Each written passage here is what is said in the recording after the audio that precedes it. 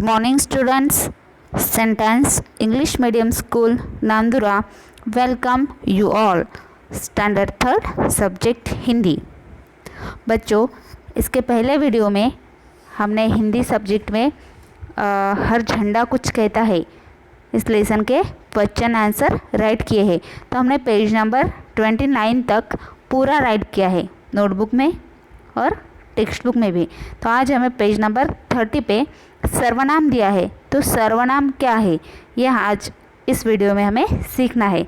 और फिर ये आपको ये वीडियो देखने के बाद page number 30 Hindi text book page number 30 पे जो सर्वनाम दिया है और वाक्य बनाने के लिए आपको बोला है 3 वाक्य, तो ये देखने के बाद आपको वो पेज पूरा करना है। ओके, क्योंकि आपको पता है क्या कि सर्वनाम क्या है, लास्ट ईयर आपको नहीं था, इसलिए आपको नहीं पता कि सर्वनाम क्या होता है। तो ये वीडियो आपको ध्यान से देखना है। पहले सर्वनाम, ये शब्द का अर्थ क्या है? सर्व यानी कि सभी, और नाम मीन्स नाम वाले शब्द, सभी नाम वाले शब्द। तो इसके सर्वनाम की व्याख्या बनानी है, हमें डेफिनेशन करना है इसकी। तो कैसे होती है ये देखो, मैंने आपको नोटबुक में राइट करके दिया है।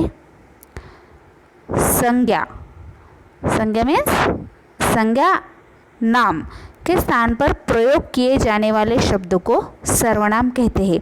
तो नाम यानी कि किसी व्यक्ति का नाम, स्थान का नाम,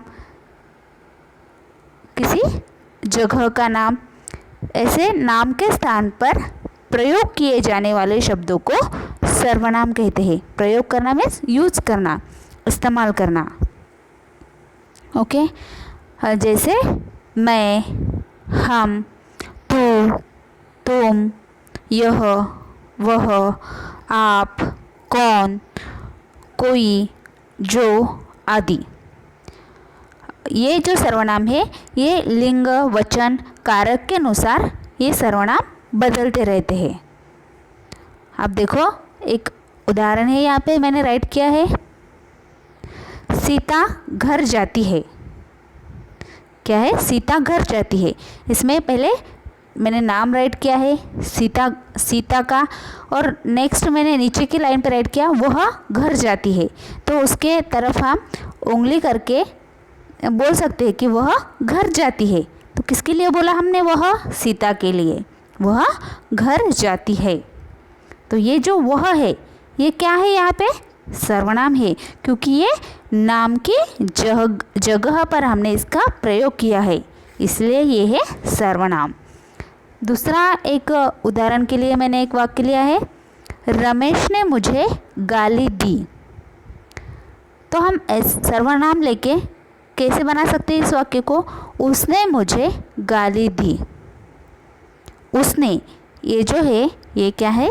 सर्वनाम है, क्योंकि ये रमेश, ये जो नाम है इस नाम के जगह हमने इसका प्रयोग किया है। ओके, देखो यहाँ पर मैंने कुछ वाक्यों में कुछ वाक्य राइट किया है। मैंने सभी वाक्यों में सिर्फ नाम राइट किया है। इस वाक्य में मैंने सर्वनाम का प्रयोग नहीं किया। आपको समझने के लिए सिर्फ मैंने यहाँ पे कुछ वाक्य लिखे हैं, क्योंकि जब हम सिर्फ नाम राइट करते हैं, सर्वनाम नहीं लेते, तो ये वाक्य हमें पढ़ने में, लिखने में कैसे लगते हैं। क्योंकि सर्वनाम का प्रयोग करना हमें आना चाहिए और हमें वो सर्वनाम का प्रयोग करना भी चाहिए, क्योंकि सर्वनाम भाषा को सुंदर, सरल और सुलभ बनाता है। ओके, इसीलिए हमें बोलते वक्त और सर्वनाम का प्रयोग हमें करना ही है। देखो यहाँ पे कुछ वाक्य है। पहला, सीता कल गांव जा रही है। नेक्स्ट है, सीता ने अपना सारा सामान बांध लिया। सीता अपनी बड़ी बहन के साथ जाएगी। सीता ने गांव के बारे में बहुत कुछ सुना है। नेक्स्ट है, सीता का गांव जाने का बहुत मन था। अब मैंने इस वाक्य में क्या किया है कि जो सीता है, सीता सीता सीता, सभी वाक्य में मैंने सीता ही रिपीट किया है, एक ही वर्ड्स मैंने रिपीट किया है। तो अगर ये हमें सुनने में कैसे लगता है जैसे ऐसे अटपटा लगता है, अच्छा लगता है क्या? नहीं। अगर इसी सीता की जगह हम सर्वनाम का उपयोग करते हैं तो देखो हमें सुनने में कैसे लगता है। यहाँ मैंने पूरा सीता सीता सीता ये रिपीट किया। अब हम सर्वनाम का प्रयोग करके फिर से ये वाक्य बनाते हैं। तो देखो आप एक बार फिर, तो आपके समझ में अच्छे से आ जाएगा कि सर्वनाम का प्रयोग कैसे किया जाता है। सीता, ये फर्स्ट तो उसका नेम आएगा ही एक वाक्य में। देखो यहाँ पे मैंने राइट किया है, सीता कल गाँव जा रही है, क्योंकि हम किसके बारे में बात कर रहे हैं? सीता के। और नेक्स्ट है, उसने अपना सारा सामान बांध लिया। अब ये जो उसने है, यहाँ पे मैंने सीता राइट किया क्या कि सीता ने अपना सारा सामान बांधा? नहीं, मैंने सीता की जगह पर सर्वनाम का प्रयोग किया है। उसने अपना सारा सामान बांध लिया। नेक्स्ट, वो अपनी बड़ी बहन के साथ जाएगी। वो किसके?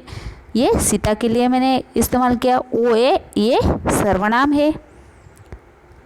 नेक्स्ट, उसने गांव के बारे में बहुत कुछ सुना है। अब उसने, ये क्या है? यहाँ पे सर्वनाम है।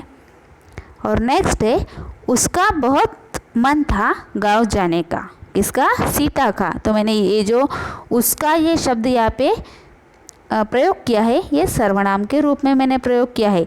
इसी तरह वाक्यों में हमें सर्वनाम का प्रयोग करना है। ओके, जो पहले वाक्य मैंने पढ़े थे वो आपको अच्छे लगे थे या सर्वनाम का प्रयोग करने के बाद अच्छे लगे? ऑफ कोर्स सर्वनाम का प्रयोग करने के बाद ही हमें सुनने में अच्छा लगता है। ओके, आप तो आई होप आपके समझ में ये आया होगा।